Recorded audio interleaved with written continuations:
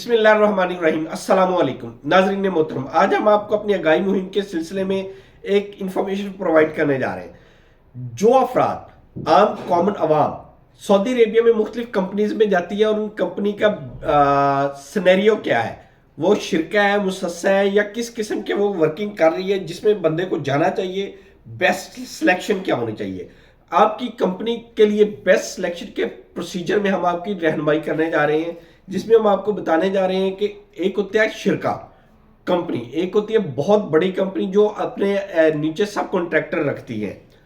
جو شرکے میں اگر آپ بڑی کمپنی کے اندر شرکہ چھوٹی کمپنی کو بھی بنایا جا سکتا ہے، لیکن جو جس طرح شرکہ المجال ہے، ارامکو ہے، اسی طرح شرکہ بن لادن ہے، شرکہ راشد الراشد ہے، یہ وہ بڑی کمپنیز ہیں۔ انہوں نے آگے اپنے سب کنٹریکٹرز رکھے ہوتے ہیں۔ اگر تو ان بڑی کمپنیز کا ویزا مل جائے ویل اینڈ گڈ ہے، نہیں تو آپ اگر اس سے چھوٹی کمپنیز میں جانا چاہ رہے ہیں جسٹ لائک سب کنٹریکٹرز میں، وہ بھی ٹھیک ہوتے ہیں۔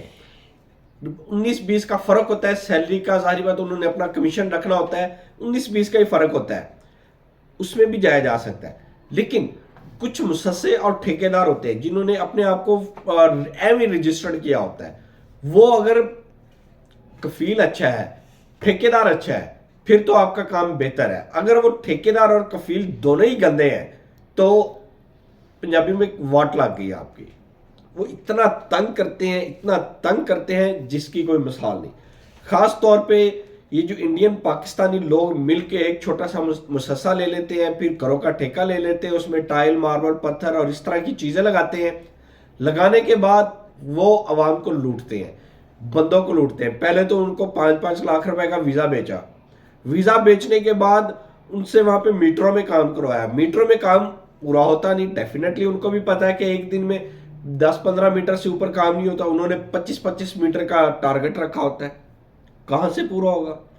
بندوں کی سیلری کاٹ لیتے ہیں۔ سیلری کاٹنے کے بعد یہاں تک کی بات نہیں رکتی، جس دن بندے نے چھٹی کر لی یا ان کے پاس چال نہیں ہے، کام نہیں ہے، پھر بھی سیلری کاٹ لی۔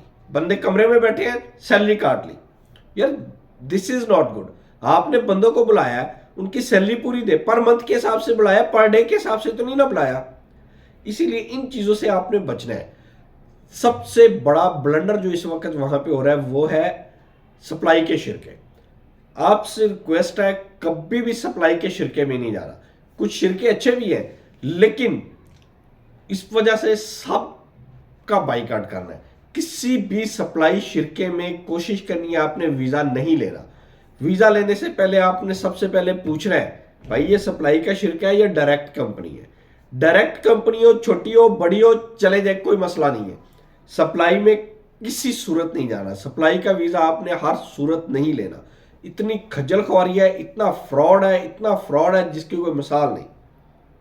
چند ہمارے لوگوں نے مل کے وہاں پہ عربیوں کے ساتھ مل کے اپنے شرکے رجسٹرڈ کروا لی ہیں، جس میں شرکہ یحییٰ الدلال، شرکہ حیر الثانی، مؤسسہ نسمہ نبراس، شرکہ تمرکن، اس طرح کے کافی زیادہ انہوں نے اپنے مؤسسے اور شرکے رجسٹرڈ کروائے ہیں، جس کے ویزے وہ انڈیا، پاکستان، بنگلہ دیش بھیجی جا رہے ہیں اور مہنگے داموں پہ بھیجی جا رہے ہیں۔